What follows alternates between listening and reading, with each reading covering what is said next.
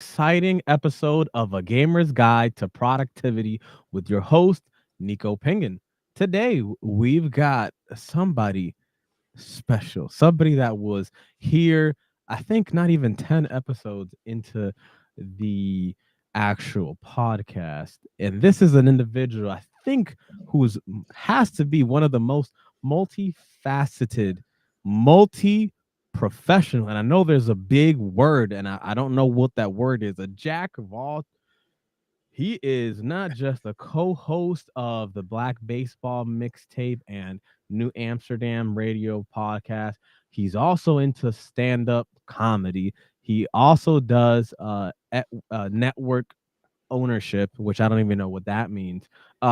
He's gonna tell us because I didn't get to ask that question last time. He's an author, an esports commentator, a shoutcaster for Rocket League. So we're about to dive into the world of gaming, entertainment, productivity, as well as just a good old conversation with the one and only Flobo Boyce. So Yo, Flobo, thank you so first of much all, for coming again. the intro was fantastic, Nico. I appreciate you inviting me back to the show. Second of all, I've been lurking when you've been live streaming, trying to learn some of them League of Legends, telling us some ins and outs, top, bottoms, mids, nexuses, and all that. Man, I'm getting in the game because of you. So respect.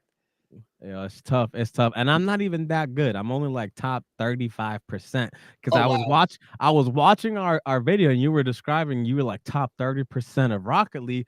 And at that time, I was top 45%. I was trying to get into the top 30. And I Yeah, was like, wow, I met somebody that's in the top 30%.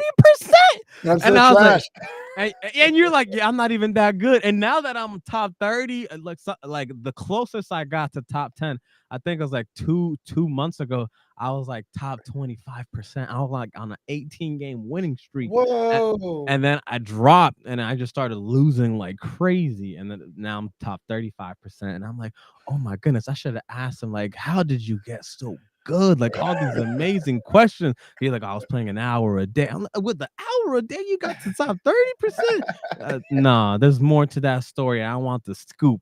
I mean, I'm just trash. I know what you mean. And until you get to the top 5 or 10 or top 10%, all you gotta do is play defense. I'm not sure that's different if it's FPS or if it's sports. As long as you clean up other people's messes, you usually are better than most players because everyone wants to lead with Really? their defense. Yeah, everyone likes to at a certain level on the bottom. Everyone wants to be the star. Everyone wants to be Leroy No, that's Jenkins. the same way it is in real life soccer too. Yeah, so if you're a setup person, if you do assists and you're Yeah. more of a defensive minded person, that puts you already ahead of the game. Yeah, you get minutes in the game. Yeah, until you get to the top, and then you gotta actually be good. And I'm like, oh damn, Yeah. man, Oh I'm my, out. that's crazy. Yeah, because there's some people that are like, nah, if I'm not the one scoring, I'm not even gonna play. All right, I'm gonna get somebody else who's more eager, and they're gonna Mhm. come in and they're gonna take minutes and they're gonna get better at the game. And then when they decide to try for like a midfield or a forward position, they might end up getting it because they're like, hey, I was already good at that, but the Right. coach didn't give me a chance. But now that I play a little bit of defense and I get a little bit more play time, the coach has a little bit more confidence. And then it becomes easier because I'm pretty sure, correct me if I'm wrong, in Rocket League, is there positionless football being played? Yeah, I mean, pretty much, yeah. I mean, I know Okay. when you're in the bottom, you can say things like "I'm a striker" or "I'll play goalie." But if you're Yeah. taking the game serious, you gotta let it be both ways. But at the same time, you could be a first man or second man and say, "Look, I'm gonna set you up. I'm gonna draw at defense. I'm gonna hit the pass to you." That's advanced tactics. So when you're at my level and you're doing inbound passes, you come off Mhm. like Ronaldinho. You know what I'm saying? Right, right. Yeah. Wow. And then you do that on purpose. Like this is not a mistake. Like you practiced this before, or how does this work in like in the actual leagues? Like they're practicing like the actual soccer. Yeah, absolutely, absolutely. When it comes to practicing Rocket League, you can do passing plays when you're playing standard, when you go for scrims or whatever. Most people at my level don't, unless you get to the pro level. So that seems to be very like special because everyone always goes, "Oh man, C ball, crowd ball," but that means there's space unoccupied. So what I do is, and I do get a rush from being a playmaker, being someone Mhm. that sets up assists. I'll have the ball. I'll have you come towards me because I'm the guy with the ball and then Right. go for the pass or off the wall or like draw the defense or send the ball for somebody else. And they have more time to make a shot on frame. And so you're kind of like, oh man, I'm winning these games, but I'm not the one scoring. I'm getting points for Mm. assists, you know? I mean, but that's still actually pretty impressive because if you like, it's just like a rebound in basketball. Like if you stop them from scoring, it automatically increases your likelihood of scoring. And Oh if your yeah. team is in a position to score, even if you don't score, your team winning just it increases your win rate. It increases all these stats, these like tackles, these passes, these assists. That at the end of the day, you look like who got the most assists, or even like anything more than zero is something. Oh yeah, look, it doesn't even matter if it's Rocket League. Even in an FPS, if you're somebody who's good enough to make people target you while you're shooting at, or say you're playing capture the flag like Counter Yeah, yeah. Strike or Valorant, if you're the one that's like drawn to defense out to shoot at the flag or whatever, and you're leaving an entire side like not even flanked or not even occupied so someone can flank them, then you've done your job because now they have to stretch their defense to cover you and that other person. And so there's no way if they catch you, your other man's free. If they catch your man's, you're free. And it becomes a second kind of an assault. You know what I'm saying? Whoa! So you're saying somebody not even good at FPS might be able to be good at FPS? Yeah. If you're willing to play a role and say, look, I know I can't heal you because I'm not that quick. I know I can't be your main target because I can't shoot worth a damn. But what I can do is be loud and have people coming after me. Then that's a role. And then until you get to the top of a game, no one thinks about those kind of small roles until you get to like the pro level. So that's how I say I'm top 35, but still trash. No, that totally makes sense, and I wish I would have thought about that when I was grinding at FPSs and just like getting headshot and like, but because I only used to play team death matches until like one of my friends was like, well, all the real hardcore gamers we play demolition. I'm like, what is that? It's like capture the flag, but you only got one life per round. So you got, and I used to die so quickly, and because I would just be thinking running gun, and I'm like, nah, there's an actual strategy. I'm like, wait, you gotta start thinking while playing, like why would you do that? I came to play so I can forget all these mindless stuff. But then once you start playing and you start getting good, now there's a game within a game within a game. Yeah, exactly. And you'd be surprised how many people just want to be the star of their own movie. And that's the And problem. yeah, and they don't realize like how deep and intricate the system of playing is. Like that's why I can start to understand why higher tier players look down on the the majority of the players because they're like they don't even know the five, six, seven things they got to be doing each and every second. And I'm like, I'm just here just moving the car or I'm just moving my League of Legends player while Sure. the pros are like looking at the screen and seeing like all this amazing information and being like, okay, this is how I succeed. Well, that's kind of the beauty about being a caster, you know what I mean? Like I know there's some casters that don't won't even touch low level games because it is kind of like Mm. that. It is a dog pile. It is kind of watching 6 years old play soccer where everyone runs after the ball, you know. And for me, I always say that yes, that's the case, but I like to adjust my approach because for those kids playing soccer, they're Mm. all stars. I think they're all messy. If you are Right, right, right. playing the big brain game and tactics and formations, that's one thing, but you don't want to discount anyone who thinks like they're amazing when they're going, "Woo-hoo, yeah," you know what I mean, out there in the box. Wow, that's actually so funny because literally the next question was about to get on your adaptability because Okay. you wear so many hats. And I remember 2 years ago when we interviewed, you mentioned like all the things you do and all the podcasts. And I realized when I look back on it, we only really talked about your shoutcasting. So I wanted to give you props on the other things that you do. And I Oh wanted yeah. to ask you, since you're a professional stand-up comedian or you used to be, you gotta clear it up whether you used to or you're current.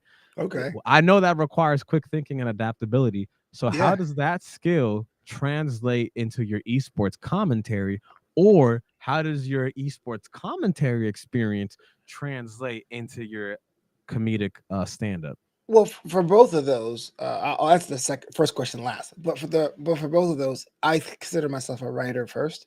So when I make a joke Ooh. on stage, I always try to find a premise that I like or makes me upset or makes me laugh, and then you try to write bits that could be in a way to let other people know what you're thinking. So that's what the Mm, real genius about being a stand-up comic is. It isn't so much telling jokes. It's you have a perspective, and your job is to make an audience who may not even share your perspective and manipulate them to understand your way of thinking for that premise, right? Is it right. weird like how we do this or whatever? As far as like commentary, it's kind of the same deal. Like I try to look at new vocabulary words all the time.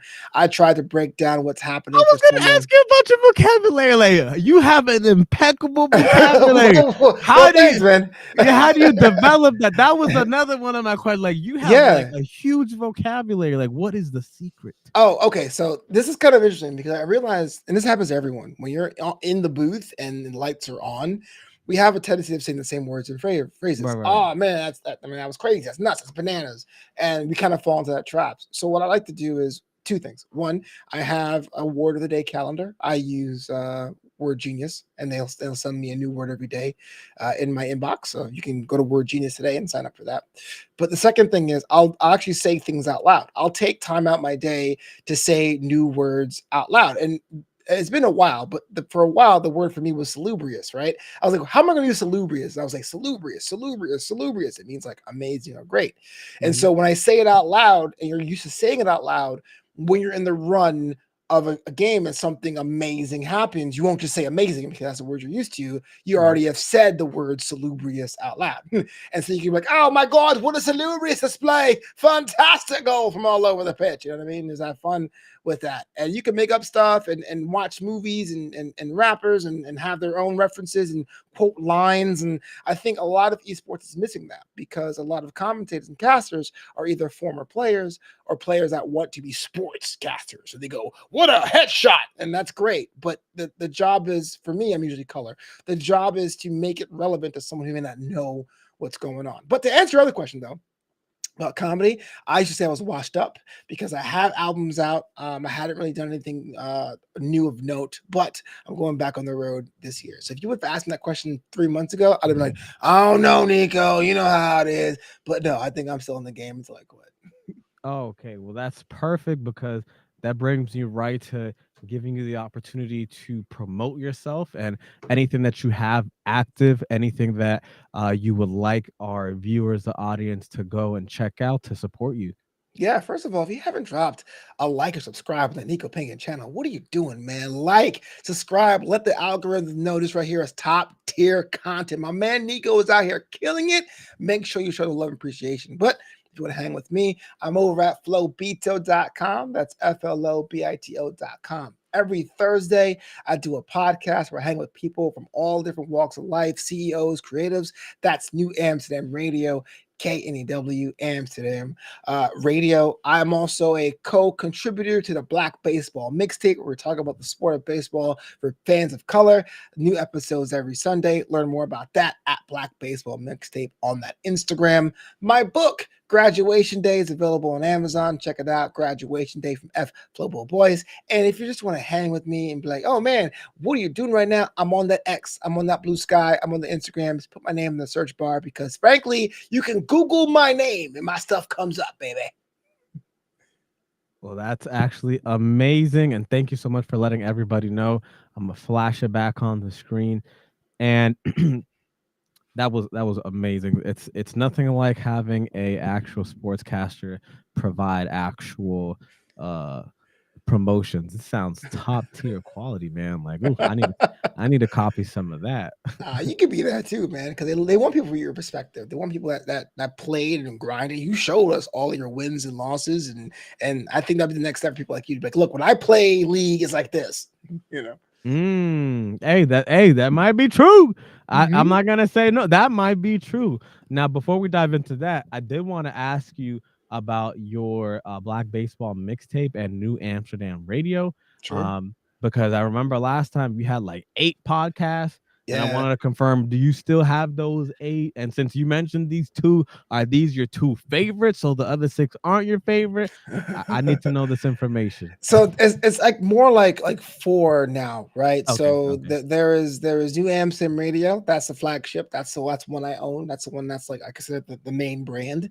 okay. There's kind of like a cute little 6-minute audio only one called Flobo Saw on Netflix. That's when I go into the Netflix library and talk about shows I like. There is a wrestling one where me and my buddy Jack Farmer, we recap NXT. We call that Draped in Gold. And then the Black Baseball Mixtape is a show that I don't own, but then that's the one I co-contribute on. So we said goodbye to Flopito's Book Club. We said goodbye to Commander's Log, which is a Star Trek show, and Mac Mania. I think I was on Mac Mania the last time I was on it. That was Mhm. part of the Spotify Ringer network. We got canceled. And so I've been out of them for a while. But when I was on that network, that was pretty cool to say too. That I was on the same platform as people like legit like podcasters, you know. Well, that's actually great to know. Now it's down to 4, and you can develop them more because you can focus more of your time on there.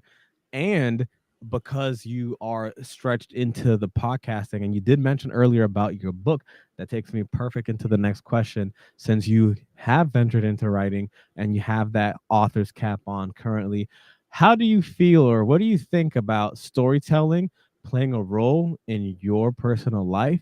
And how that might affect into shoutcasting, because I always feel like when I hear about an athlete, I hear their story first. And so with esports, I don't think it's any different, but this would be an amazing opportunity for you to provide your vantage point on that. Yeah, story is super important. One of the pitfalls is that with writers and creators, we kind of focus on plot first. Hey, it'd be a cool story if like this guy got the magical key to the kingdom, but then like seven dwarves coming out of the woods, they take it from him, and it's cool, but that's a plot, right? Mhm. I like to say I'm character first.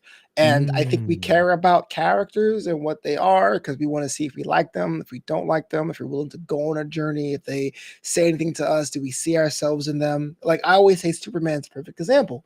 Because when I was a kid, being truth, justice, and American way was like that was it. That's all you needed. And every Right. kid wanted to be Superman, you know? But then a generation goes by and it's like, man, he boring.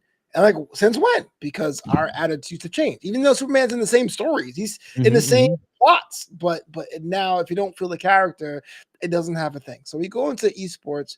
A lot of times, I always say I talk about the psychological. So I can sit there and talk about mechanics and hitting the buttons and specials and and flanking and shots from above, and that's great. And I'm not going to ignore that. But I think there's a lot more value in talking about the guy that is playing from South Africa that has rolling blackouts. So he hooked up his car to his PC so he can play with a battery. Or I talk about Damn. the character, the team that has lost 7 series in a row, but this may be their chance on stream to win. I think it's a lot of fun because if you've never seen Rocket League, if you've never seen F1, if you've never seen WWE 2K, which is the games I usually cast, you want Mhm. a quick kind of like shortcut to jump in and go, I don't know anything about anything, but this guy seems cool. I think it's a lot better than being like, oh my gosh, what a combo. You know?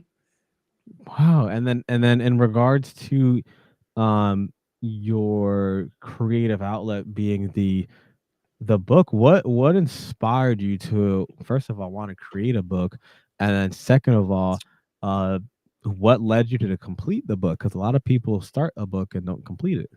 Well, graduation day was my first memoir, also nonfiction. And the reason why I started off with that was because I was a fiction writer. When I went to college, I wanted to be a filmmaker, but I was a film editor. And nobody wanted to make my scripts into little short films at our level. Like, I'm not saying they're like Mhm. big Hollywood epics. It wasn't like Right, right. shootouts or anything. But I had like little stories, and no one wanted to make those. So instead of me blowing the money and making the film myself, I kind of wrote them into little short stories, which became my fiction career. My last fiction novella called Pay the Vig didn't do well. It took me forever to write. It wasn't written well by my own standard. Nobody bought it. Like even my friends were like, I don't know, Flo, you missed, you know. And it's kind of, I mean, though, thanks to your friends are keeping you accountable, but it's Mhm. kind of like, damn, man, like if my friends didn't want to pick it up, then sheesh, what's next for me? Pandemic hits, and I go, you know what? I want to quit writing. I quit. I'm not really doing it anymore. I have graduated from writing. And so I said, hey, look, if I'm going to graduate from writing, let me do one memoir because I wouldn't have done one at like my Mhm. age for no reason. But it evolved into a book where every chapter was a professional story in my career where I took a massive L and I learned from Mm. it. What the idea is that, look, this is what I learned from starting a business and watching it fail in front of my eyes, or this is what I learned from flying to Italy to save my DJ business. This is what I learned from losing 150 pounds so I could fit on a roller coaster. This is what I learned from falling off a motorcycle without wearing a helmet, to end up with advice to get people to use. And so the conceit now became the story of, I give this book to someone who was going to college, how they can like read it and learn from it if they're going to go out into the real world. And that's kind of what Graduation Day became. So my last book was nonfiction, but what inspired me was because I failed as a fiction writer, said I was going to give up, wrote this nonfiction book, and it became like the best-selling book I ever written. Damn, that's amazing. Was it off of using yourself as an editor, or did you have like a team of individuals that would like proofread and edit? Because you mentioned you're a film editor, so I don't even know what film editing is either. Okay, yeah, for sure. So to answer the book question first, Hmm. I did two passes on my own. So I did two edits on my own. Then I went to like one of those freelancer sites and I paid a freelancer to edit, because Hmm. you can hire an editor, but they charge per word. And the Correct, book was correct. like 40,000 words and I just didn't have the money. So Right, right. I actually got like an outsource that, and they had a pass, which was great. And then I called my mama, because my mama isn't necessarily like savvy with a lot of terms, like future things like YouTube ad impressions and Hmm. marketing things. So I want to make sure that it was like simple, no offense, but simple enough that moms can get it. Right, right. And then we did a pass together. And then when I went to press, I did one more final pass. So it was kind of a collaborative effort because I couldn't afford the lump sum to get a professional editor to come in and just say, look, change this. Right. It's video editing is kind of like we shoot like camera angles and we shoot lines, and it's putting it all together. So if you ever watch a Mm. movie like Bad Boys, or if you watch a movie like Fast and Furious, there's a lot of Hmm. quick cuts, a lot of CGI. Right, right, right. A lot of that stuff is done in post. That's what the editor does. It's taking the Hmm. footage that's recorded and making it into a cohesive story. Sometimes you get like a more laid back romantic film or what have you, where you do longer shots and it's kind of like slow, and like the camera pans up and it cuts to someone's face crying, and that's kind of evoking emotion with images. And that's what editors do in tandem with like the cinematographer and the director and all that stuff. And that's what you studied, or that's what you did in your Yeah, free time? I studied video editing. I did video editing. I studied video editing. I did video and TV editing right out of grad school. I Oh, went to damn. Chapman University here in Orange County. That's why I came out to California, and then it was just hard to find work for me. A bunch of reasons. I mean, I'm not going to sit here and point the finger, just the way it is, you know. And then I started transitioning into content writing, content editing, which you're trying to say, what's the difference between video editing and content editing? It's like, well, when you're doing things for YouTube, it tends to be more content, a lot of quicker cuts, a lot of Right. quick turnarounds. Here's a content by Monday, get it out by Tuesday. TV editing is like that, but you deal with a lot more stakeholders. So you edit for a TV show. Damn. The director of the episode has a cut. The network has a cut. The studio has a cut. It becomes a lot more laborious in that way. If you do it well, you get paid. It's like you get Oh, no, yeah, compensated. yeah, yeah. But like I didn't have.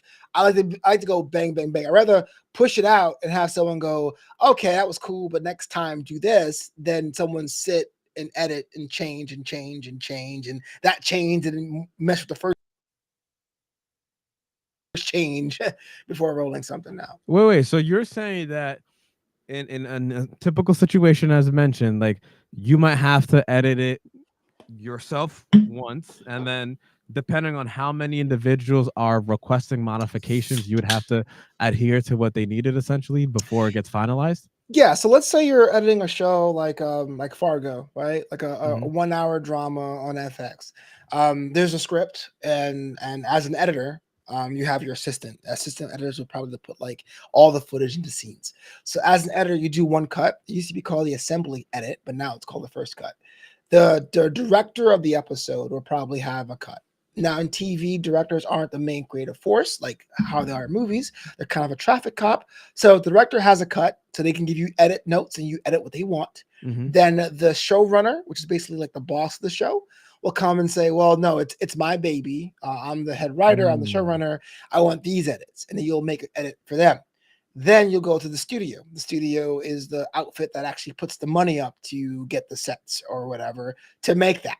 Then the studio may have some notes. Hey, look, that language is weird. Put that music in there or whatever. Right, right. Then it goes to the network, the people actually airing the show, and they have their own set of notes. And then sometimes he will come to you and say, "Oh wait, Dua Lipa doesn't want her song in your show. Change that out. Oh wait, this actor hates that cut because they have final cut in their contract. Change that out." So I just showed you four. Television goes to between 15 and 25 minutes before you get to airing. And Right. now with shows being on streaming, you can edit after the fact. Like sometimes when The Mandalorian had episodes and there was a guy in the background with us watch, they went back and edited that dude out.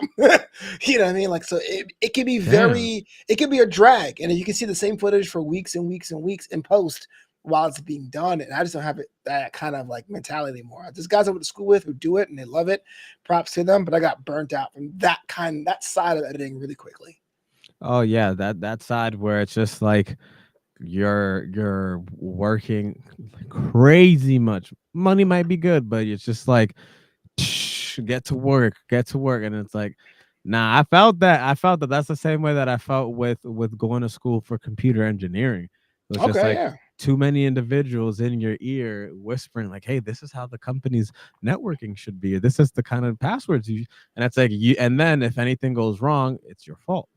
Oh yeah, so you've been there. You've been Yeah. the late nights, the early mornings. The we got to push this out, push this build out. But why? Because we got to. And then you work all, didn't shower, and it's like, nah, we're going to get it approved, so we're chilling. You're like, what the?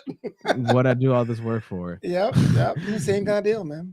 And now, in the gaming world as well as in the real world, productivity is key. So Mhm. you have a multitude of hats, projects, things that you have going on, and I would like for you to at least give us a glimpse on how do you stay productive, how do you manage your time, and how do you organize yourself in such a diverse range of activities. You don't. That's kind of you'll always feel like you're doing something wrong. You're not working on something, and then you got to be that person to be like, man, I am doing a lot. I want so I have some advantages. So my day job, I'm self-employed. My day job is that I work nights and weekends. I am a master of ceremonies and I'm a wedding DJ. So I have my days. So most people don't have that. So I want to put that up there. But when you have different projects, it's kind of like a spinning plate. You don't have to do everything Mm. every day. You do have to tend to it, or else it will fall off every once in a while. But Right, you right. can say, like the book. I wrote the book in 2021. I think around now people would ask what's next, but I haven't written a book in like a year or two. The casting thing. I jumped on Rocket League last weekend, and I'm doing Madden this weekend as we're recording this. But there were 2 or 3 months where I wasn't working at all. Same with the baseball thing. It's the off season, so I'm doing the baseball shows, but there's no baseball parks to go to. And Mhm, so mhm. the idea is to kind of give yourself a balance, get as much social media content when you are doing something that if you want to roll that out and let people feel you're still working. If you are dependent on client work like I am, that's kind of a pro tip. But the thing is, you want to be able to balance that and get some time to go to the gym, or get some time to call your family, or get some time to hang out with your significant other if you have one, to make sure you're not like a complete robot. You know what I'm saying? Well, that's actually kind of funny because I was just about to ask you, how do you navigate the fine line between entertainment and authenticity with all the different roles that you portray? It's a good question. So I like to be myself, and if I'm at the place with certain aspects like the DJ stuff that if the client itself isn't a vibe, I can walk away. Right? I could be like, look, man, I've Mm, been in the game 8 years. I don't like your vibe. I don't really like what you're asking of me. I'm not a good fit. You know, mm, you mhm, can do mhm. that. You have that power. I know a lot of minority and women vendors struggle with that, Right. but firing clients is something that it's a tool that we should all have. When you're working up the ladder, I think it really comes down to what will be the best way for you to say it. Now, there is a little bit of a you got to earn your keep. I don't say pay dues because pay dues sounds like you got to be hazed, but there's sometimes You're you'll not do something, lying. but you'll do a thing for free every once in a while, Right. or it'll be an event where someone tells you it's 2 hours, but you're there for six, and it's kind of like, oh my gosh, what am I doing this? I'm a firm believer of being as nice as I can that day of, shake all the hands, thank everyone on Discord, thank the production people, thank your co-casters, thank everyone, and then turn them down tomorrow. Like to say I can't do it again. You know what I mean? Like I'm not someone to be like, yo, you promised me this, and I'm saying this. Like I make a point to give you the full show because it's important to give someone the full show because they can't knock you for declining, but they can say, hey, look, after 2 hours, you got really grumpy, and it was kind of weird for all of us. I do think there's a bit of that in play as well. So being authentic to you, knowing what you like, knowing what you would do in a stretch, knowing what you would never do, being nice to everyone you work with. And nice doesn't have to mean lying to people, but just be respectful as you can. Even if somebody you don't like, say, hey, thanks for working with you or whatever. And if someone responds or someone reaches out to you, respond to them as quick as you can. There's so many jobs I've got because I was the first one to get back to people. And that's crazy because you can imagine if someone's blasting, you're never the first one to blast, but you go, yeah, I'm in. They go, oh, great, he's in. You got to make yourself easier for people to pick up, like that's kind of like when we try to think of what we want to eat for dinner, we don't think about what's cross town unless you're really craving that. We go, what's near me? Over there. The path of least resistance. You know what I mean? It's easy, it's cheap. The person that works the counter is nice. I'm going there. Dang. Now, what makes you how do I say this professionally? What makes you turn down a prospective client or client? Usually it's money over time. So like there is okay. So for most, if you want to go into business for yourself, and it's not even business for yourself, if you're looking for a job, there is the money you want. Right. There is the money that you need to survive, which is the bottom. You won't take less than what you need to survive, right? But then there's also an amount that we forget about right above the money we need to survive called the rate of resentment, where we'll say yes, but we're at work going, this mother trucker, oh my. It typically tries to get something there are the 1 hours after you sign up, are the one that try to change up the script the last possible moment. The person's like, oh, what's your rate? You're like $1 billion. They go, fine. They don't care. As long as you're down, you're down. So those are the ones you have to fight for. So I make it clear to say, what is my rate of resentment? So when I'm DJing, for example, and here's my minimum, if someone's like, hey, all I can afford is a minimum, but you wheeling your stuff into a house system, plug into our speakers, and it's 3 hours, I'm like, okay.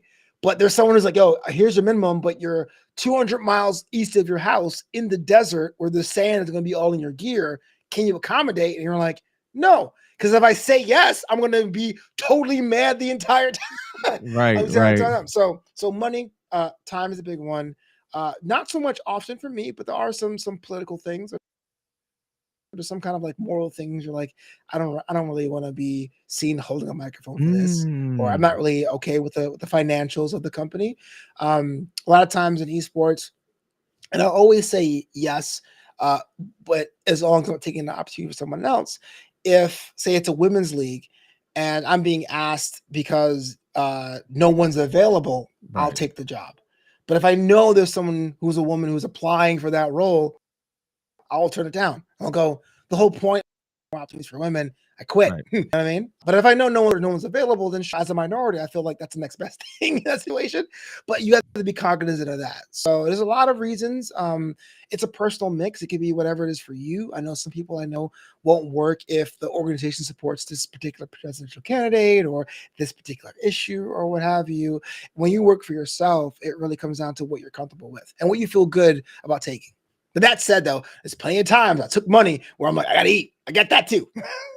No, that's completely understandable. That makes me also want to ask what led you, or what is keeping you focused on staying within yourself, aka being self-employed and not going to a corporation for a 9 to 5. Is it the freedom, or what is it that is allowing you to want to pursue that?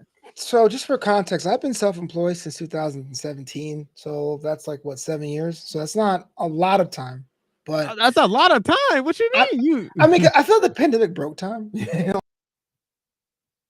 Like 2019 was last week, right? A bit of a balance.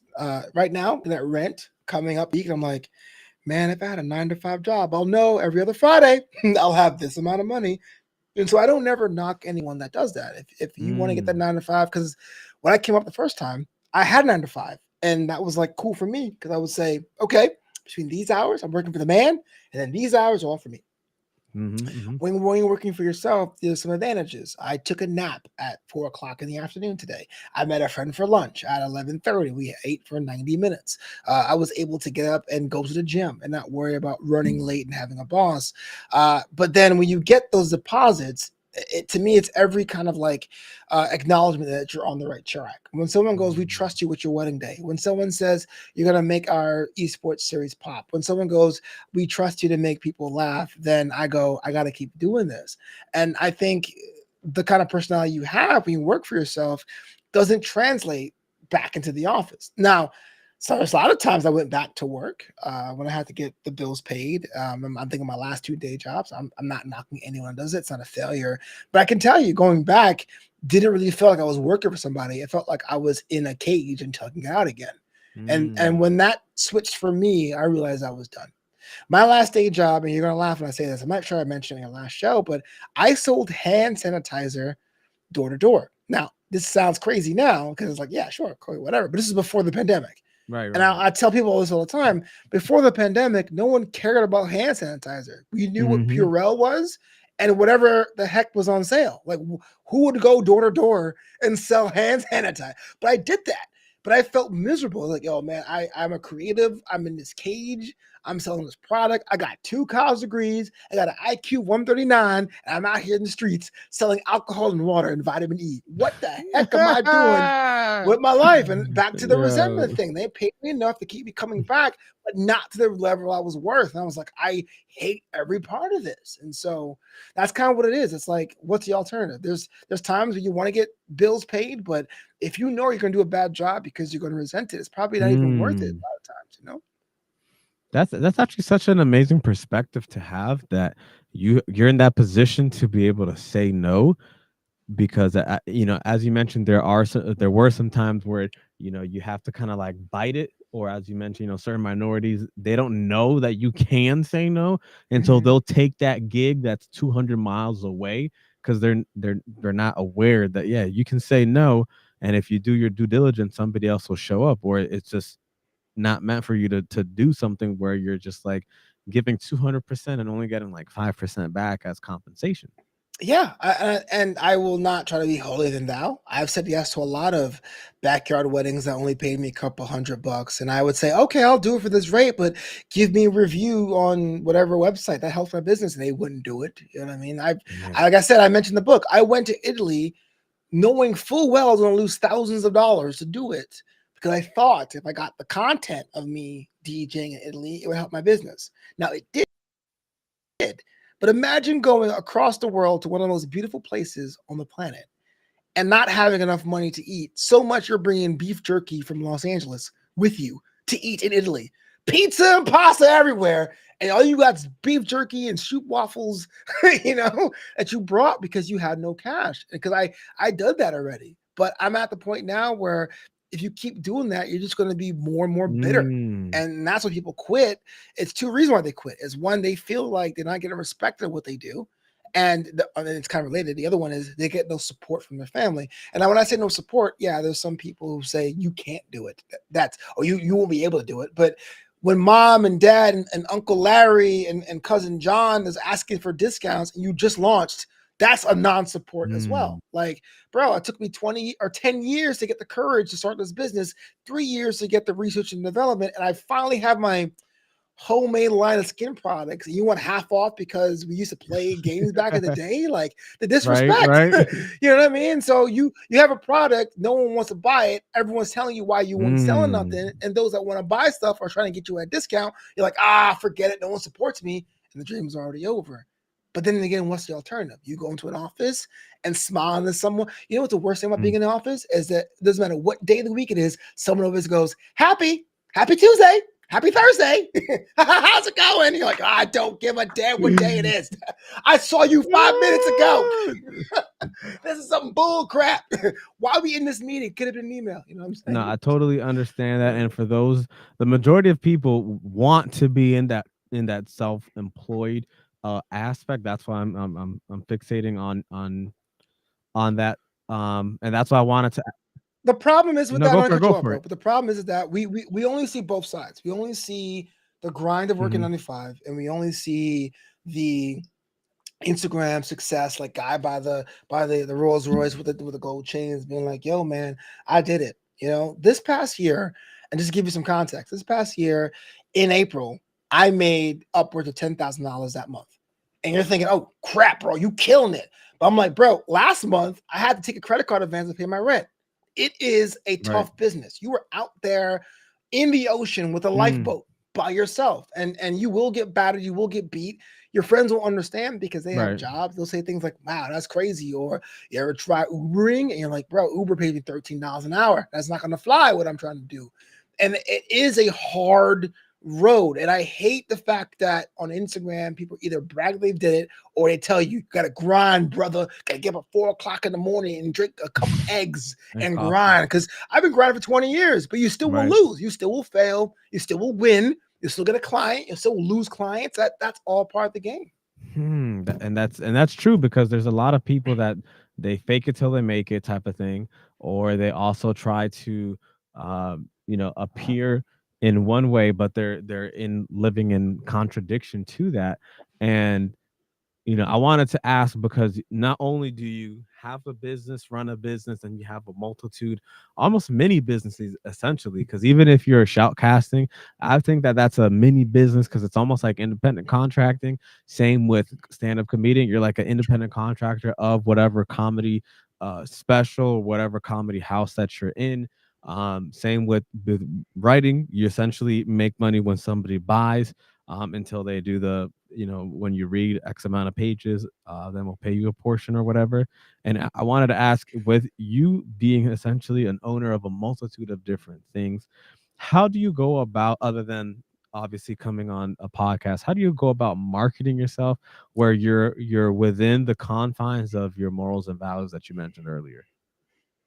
Sure. So just for legal purposes and full disclosure, so I'm a sole proprietorship, and my business is independent artist, and I market everything as live entertainment professional. Mm, So like, yeah, it does sound different like shoutcasting or keynote speaking or master ceremonies or DJing, but legally speaking, you're booking me to be a live talent for your production. mm. So it's essentially one business, even though it is like different Right, right, verticals, right. as they say. So now it's pretty much content, right? If I can get a job and I get clips of me casting, or I take photos of me DJing or anything like that, it's a very important content play to have those social media channels. I make a point to do some social ads, but they don't really give you back what you want. My thing is a level of service. I can never say I'm the best person, but I do offer a certain specific type and tone.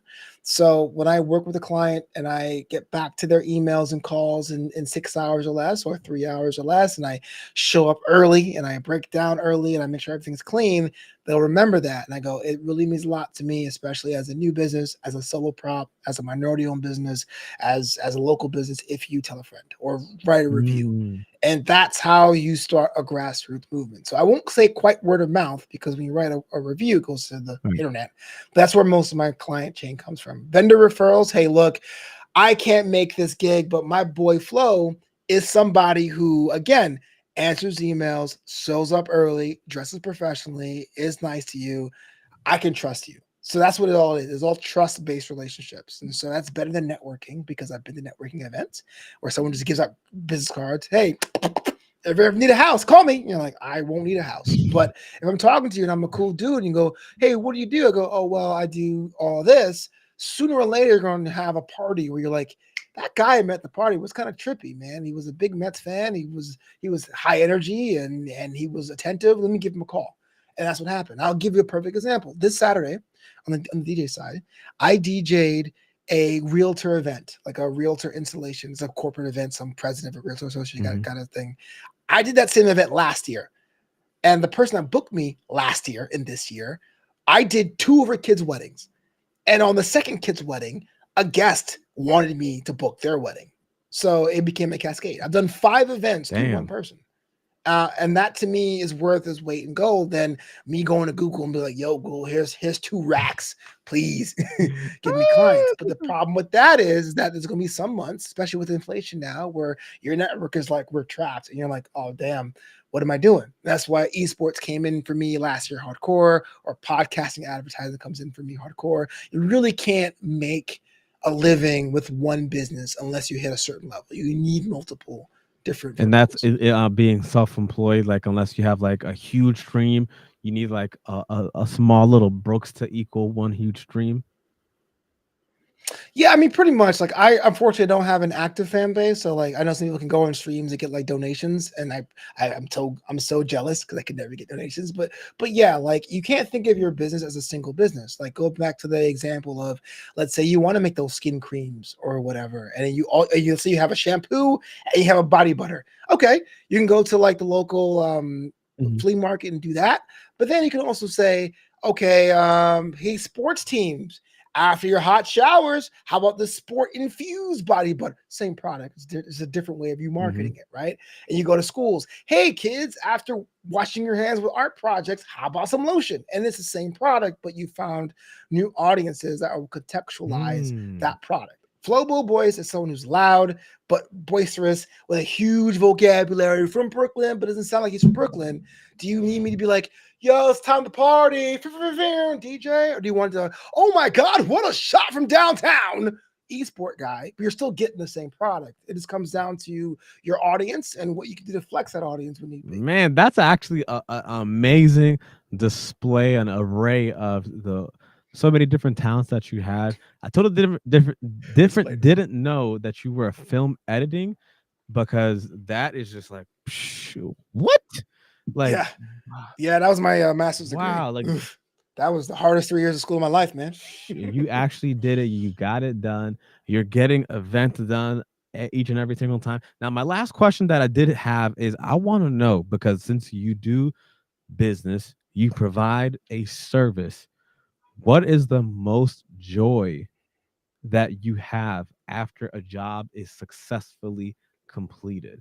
What do you find most joyous? Yeah, it's funny because the answer is nothing. Because no matter how good you do, I'm always the guy in the car being like, oh my gosh, I can't believe I called him Nico Penguin. It's Penguin Fudge. You always beat yourself up after the end of it. It's the reviews, you know? I mean, you can only do so much. I prepare a lot for my events and I'll take notes and whatever, and you'll never quite know what it is. Mm. But I feel like praise, unprovoked praise, is something that's pretty cool. Because if you're good to just all right, people kind of take it to themselves. As a comedian, when I invite my friends to shows, I never ask them how was it. And people are like, "What do you mean? You don't ask your friends how was it?" I tell people all the time, if you were really good, they'll tell you. If you were really bad, Right. they'll tell you.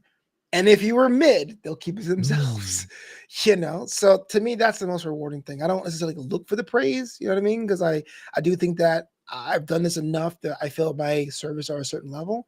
But when I get a good review on the Not Our Wedding Wires or DJ, when someone is in the Twitch chat being like, yo, these casters are goaded, when I do a Yo. joke, that means a lot to me. I do a joke and I go, good night, everybody. And people stand up and applaud and an ovation. You're like, okay, you didn't have to do that because comedy Right, keeps it right, tight. right. You know what I mean? That to me is it's way Well, worth it. what about a hysterical laugher in the audience just going crazy after a joke? I mean that works too, only if Because you're not that's expecting it. me. Because like if you have a big punchline and you hit it, you're like, cool, I got them. Like it's like cool, I deliver the mail, or cool, I walk my dog. But when you have a joke where you think it's going to step to a bigger joke and then they laugh at the small joke, you're like, okay, you know. When it comes out of nowhere, that's why I feel hot. You know what I mean? Yo, oh, that's actually funny, because to me, that just sounds like they're giving you an emotional tip. It's like they're giving you back the good karma that you gave them. They're just giving it back to you in an Yeah. emotional verbiage, where they're like graciously giving you some very high quality feedback based off of what you did. And like because if you didn't do a good job, they're not going to give you any at all. So Oh, but it's absolutely, because you went absolutely. like either above and beyond, or they're so accustomed to people not doing nowhere near as good as a job as you, that's like their Yeah, prior experience. It's like, man, not only he's not the worst, he's not bad. He might be the best I've ever heard at this in the last 6 months. Yeah, I need to give this guy his props. And that's their emotional feedback to you based off of what you did to essentially earn that right back. It's like a right. cycle. But I gotta say that comes after how much time of prepping, right? Like how many hours of writing, how many times of practicing. So it sucks that I wish I can tell you, I'm so great in every step of the way. But I'm not. I'm like, what the hell? I'm the worst ever. Oh, you laughed? All right, all right. Give it up. All right, You I know what I did mean? say that was the last one, but I now have like so many more questions. Yeah, man. Do you do crowd work when you do comedy? I do some. The reason being is that so sometimes when you are brought on Mhm. cold, and by that means either you're going on first or the person before you bombs, and I'm not knocking anybody because bombing, we Right. all bomb. It's like a thing. It's your time. Sometimes you get the crowd back, and I'll use that time to say, hey, look, I know what you're feeling. Oh, it's cold in here. You know what I mean? Like, oh, it's kind of crazy. I don't get that either. Like, I'll do that to get it back, but I don't believe personally in making that the Mm, show. I do not knock anyone's interpretation of comedy. Of course, if someone tries to heckle you loudly, defend right, yourself as a right. comic, rip them to shreds. But to me, I'm from what got me into my why, Mhm. right? I came from late night television. Like I came from vaudeville where you got a show. Like you got, all right, make me laugh, comedy man. A guy came out and he said it's 8 minutes of material, 10 minutes. Mhm, mhm, Leno, mhm. Letterman, Fallon, Conan to give you a minute. All right, back after this. So I'm from that era. I'm from that kind of perspective. So I'm always a fan of the show. I never bring a notebook. I want to make sure you get your jokes that you can take to the bank. But I don't knock anyone that does it. But I will say it's a tool in my tool bag that I'll use to make sure that the audience is engaging with me and then going back to the Now, material. do you use like some written material when somebody does try to like boister you up or try to dethrone you when you're up there, or do you like in the spur of the moment like just rebuttal? Most of it's for the moment because it depends on what people say, right? You can't be like, and now heckler bit number 4. Like, but typically, but we imagine, I can't. but I'm typically people who imagining it heckle right you. now. Yeah, I was like, I can't believe you said that to me. No, but typically hecklers are in two categories. It's either the dude with his girl that says that he ain't funny, I'm funnier, or it's a group of ladies who are just having a good time and want to do it. So you got to be careful of how much heat and a pressure you apply because there's a bunch of girls who are just drunk and you're like, oh, you wenches. It's like, whoa, relax, dude, relax. So you got to be able to do that. So I don't have any set bits for that, but it kind of comes down to reading the room, knowing their intention. Are you really, if you're not funny and letting you know, then I'd rather deal with that than me killing someone saying you suck and me saying forget everyone else. You're trash because your mom was bald. You know what I mean? Like, what's the point of that? Nah, man, that's actually so funny. Woo, man, I could keep asking you endlessly. You have so many Yeah. different things that you do. It's amazing that you even have the time out of your busy schedule to come and grace us over here, Mr. Top 30%. I don't know how much it is now. I haven't played the season, but no, man. Look, I like being on the show. I would say this. Thanksgiving is my least favorite holiday of the year. So when you put me on your show last time on Thanksgiving Day, I was like, thank the Lord. So I'm so grateful No, for no, you. I appreciate you. Thank you so much for providing such an insightful conversation. I do want to give you one final opportunity to provide once again where individuals can go to find your services from everything that you're providing so that way they can get you ASAP. Yeah, if you want to book me for your event, doesn't matter if it's esports or weddings or bar mitzvahs, check me out at flobito.com. That's FLOBITO.com. Or learn more about the projects I'm hosting at newamsterdam.com. That's KNEW Amsterdam.com. My brand new song, The Professional, is out now wherever you get your music. Professional, search for Flobo Boyce. And the book is called Graduation Day. All true stories about me taking those L's as an adult. Wow. Thank you so much for everything that you've done, explaining the comedy stage, the esport arena, the voice that you do and voices, because you gave us you gave us a little bit this time.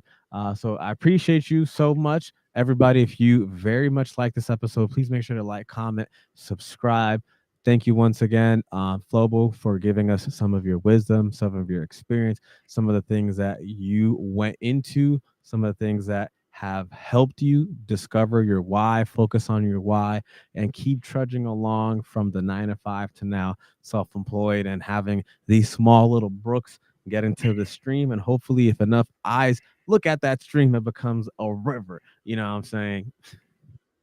Yeah, man, I respect that, man. Nico Tigre, Nico Pingan, thank you so much, man. I mean, you're doing good things. I will always be lurking on your content. Hopefully, more is coming down the pipe, so I can be up in the crowd, like, yeah, man, aim for the head. Knock on wood. This is a gamer's guide to productivity. So if you enjoyed it, make sure to like, comment, subscribe. Until next time, this is Nico Pingan signing off.